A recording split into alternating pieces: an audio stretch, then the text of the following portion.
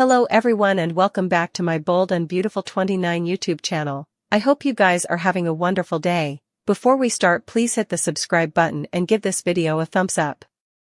Bill and Katie are hanging in his office, delighting in their renewed togetherness. Her one remorse?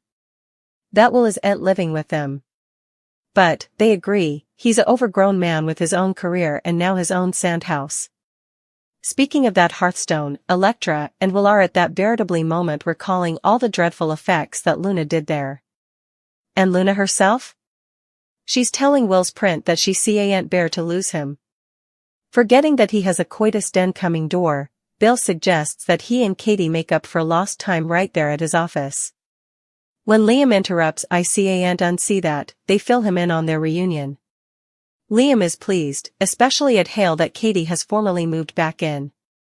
Way to make it be, old man, Liam cracks. Bill and Katie also inform Will's big family that they've given him the home in which, as Liam puts it, Luna unleashed her full crazy. Not to worry, Katie says. They've had bikini bar waitress Rachel smirch the sandhouse, returning it to plant settings.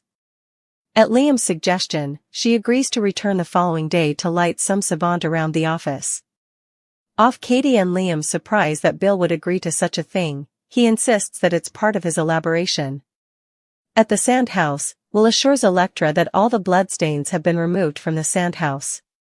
Away from the Luna of it all, Electra says that the place has great vibes. She doesn't want to let the sickie take down from all the fun she and Will are going to have there. Game nights, she says, for starters. Shortly, the Brace are intruded by a cybersurfer coming in from a set and using the shower on the sun deck. Will informs the dude that he's on private property, and he and Electra capsule making plans for the sandhouse. He can't believe how perfect his life is. I couldn't ask for further, he says. Well, perhaps one thing. In her cell, Luna wails to Will's picture that she can't let him get near to Electra. Is she really gonna spend this whole occasion talking to a leg up? Looks that way. As the occasion goes on, she frets to the snap her fears that Electra will move by and will forget all about his robber. As the occasion nears the end, Bill gets redundant sloppy with Katie, reminding himself that he has to keep evolving and proving himself. You do motivate me to strive for perfection. You're my moral compass, Bill says. Is he reading directly from the script breakdown? From there, the two of them phenomenon at how well Will has handled the Luna sigh swirling around him. Katie goes so far as to wish Luna would vanish so she can no way hurt our son again. Meanwhile, Luna tells the picture of Will that he's the only bone. Who wants anything to do with her? Except since when has he wanted that? Anyway, another laundry wain is pushed once Luna's cell. And this time, you can see an idea forming in her mind. Eventually, at the sandhouse, Will and Electra reaffirm their love. We can get through anything, she insists. Let's have fun. Will isn't done professing his love, however. The way he feels, he says, will no way die. Cut to Luna blathering that she has to see Will before she loses him to Electra and his sandhouse. Deke to face an insolvable decision. Luna makes a horrifying discovery. Sheila continues to gush her eternal gratefulness to Taylor. Sheila. We're formerly apprehensive that the waitress keeps gushing her gratefulness for Taylor. At first, she was upset Cleric might turn to another woman. Still, Deacon soon reunited with his woman. Now Sheila thinks Taylor is a goddess and an idol. I'm starting to wonder if Deacon only reunited with Sheila to throw her off track. Perhaps he knew Sheila was getting suspicious. At the same time, the consequences are going to be so much worse if Sheila catches Deacon and Taylor together. Taylor is at Il Giardino. The therapist stands awkwardly while Sheila gushes about how thankful she's to the therapist. Cleric just stands coming to his woman, flashing a frothy grin at Taylor. Deke will continue floundering. The youthful man fell in love with Remy, but was waiting to find out that he deep-faked Electra. Remy could have saved Deke from being lowered by being honest right from the launch. Now, everything is a big mess. Whether he's going to stay with Remy or not. Although Remy promised to get remedy, Deke might want to see further action and lower talking. Still, also Remy will turn to the only friend he has, Luna, if Deke distances himself. The captivity capture could make some wild suggestions to Remy to get Deke back. Of course, Remy would be veritably bright to take Luna's advice. Still, with nothing differently around to help him out, Remy just might make another big mistake. As for Luna, she'll make a horrifying discovery. A captivity guard shows her Electra and will rearmost social media post. That prompts Luna to be indeed more hopeless to gain freedom. Hope and Liam are each set to be married. Grounded on some name-dropping and appearances on the set, we prognosticate that there will be further than one familiar face returning for the espousal. Let's find out who's likely to come back for the marriage of the time.